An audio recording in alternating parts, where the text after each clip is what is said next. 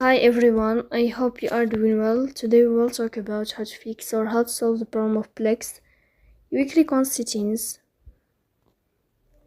You will click on apps, default apps, app settings.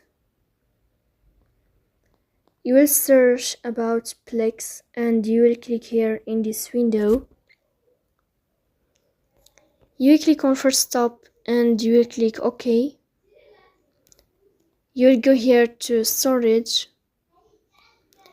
You will click on clear cache.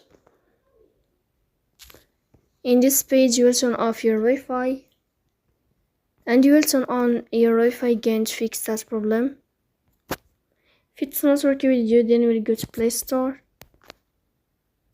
You will search about Plex app. And here you will update your app if you find update in this blue sign. So that's it. Don't forget to support us, bell icon, subscribe. See you next time.